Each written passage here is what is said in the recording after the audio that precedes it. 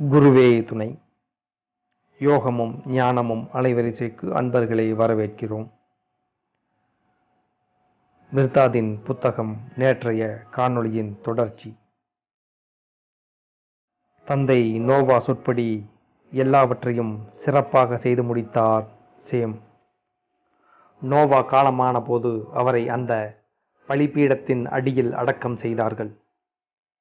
காலம் காலமாக அந்த கப்பல் வடிவ மடாலயம் நோவாவின் நினைவாக நின்று நிலைத்து வந்தது. பல நூற்றாண்டுகள் கழிந்த பிறகு அந்த மடாலயத்தின் துறவிகள் நன்கொடைகளை ஏற்க ஆரம்பித்தார்கள். சுற்று வட்டார ஊர்களிலிருந்து நன்கொடைகள் வந்து குவிந்தன. பொன்னும் வெள்ளியும் முத்தும் பவளமும் வைரங்களுமாக மடாலயம் செழித்தது. சில தலைமுறைகள் கழிந்த பிறகு ஒரு சமயம் மடாலயத்தின் 9 பேரில் ஒருவர் காலமாகிறார். பழைய மரபுப்படி உடனே ஒருவரை சேர்த்து கொள்ள முடியாது. அவர் கடவுளால் அனுப்பி வைக்கப்படுவார். யார் முதலில் வந்து அடைக்கலம் கேட்கிறாரோ அவரே கடவுளால் அனுப்பி வைக்கப்பட்டவர். அப்படி காத்திருக்கும் போது ஒருவர் வந்தார், இடம் கேட்டார். ஆனால் அவரை ஏற்றுக்கொள்ள மறுத்துவிட்டார் மூத்த துறவி. காரணம், வந்த மனிதரின் தோற்றம் அப்படி இருந்தது. பஞ்சத்தால் அடிபட்டு உடல் மெலிந்து அழுக்கடைந்து கந்தல் ஆடைகளுடன் காயங்களுடன் காணப்பட்டார் அடைக்கலம் கேட்டவர். மூத்த துறவி மறுத்தும் புதிய ஆள் விடுவதாக இல்லை. அந்த இடத்தை விட்டு போகாமல் தொடர்ந்து நச்சரித்து கொண்டே இருந்தார். கடைசியில் அவரை ஒரு வேலைக்காரராக மட்டும் ஏற்றுக்கொண்டார்கள். இறைவன் 9வது ஆளை அனுப்பி வைப்பார் என்று மூத்த துறவி காத்திருந்தார். காலங்கள் சென்றன. ஆனால் வேறு யாரும் வரவில்லை. அந்த மடாலயம் 8 துறவிகளையும் ஒரு வேலைக்காரனையும் கொண்டு இயங்கிக் கொண்டிருந்தது. இப்படி 7 ஆண்டுகள் ஓடிவிட்டன. மடாலயம் செல்வ செழிப்பில் திளைத்தது. அதன் சொத்துக்கள் எவ்வளவு இருக்கும் என்று யாராலும் கணிக்க முடியாத அளவுக்கு இருந்தது.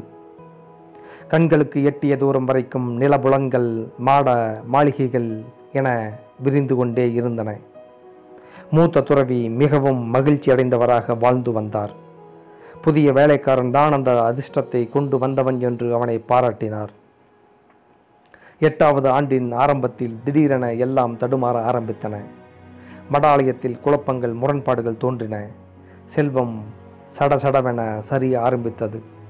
அந்த சரிவிற்கும் வீழ்ச்சிக்கும் அந்த வேலைக்காரனே காரணம் என்றும் அந்த மூத்த துறவி குற்றம் சாட்டினார். நிலங்களை குத்தகைக்கு பயிரிட்டு வந்தவர்கள் அந்த நிலங்களை சொந்தமாக்கி கொண்டார்கள்.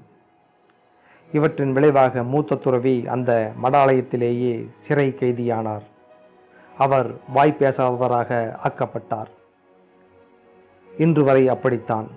கதை இப்படி போகிறது.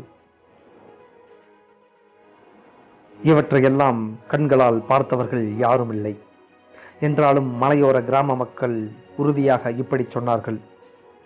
அந்த மூத்த துறவி அந்த பாலடைந்த மடாலயத்தில் இன்னும் உலாவி வருகிறார். யார் கண்ணிலும் அவர் படுவதில்லை. வெளியாட்கள் யாராவது அங்கே போக நேர்ந்தால் அவர் சட்டென ஓடி ஒளிந்து கொள்கிறாராம். இந்த கதை என் மனதை கொள்ளை கொண்டு விட்டது. அந்த பாலடைந்த மடாலயத்தின் இடிபாடுகள் நடுவே உலவும் அந்த மூத்த துறவி அல்லது அவரது நிழல் என் மனக்கண்ணில் தோன்றியது. அது என் குருதியை கொதிக்க வைத்தது. என் எலும்புகளையும் சதையையும் குத்தி கிளறியது.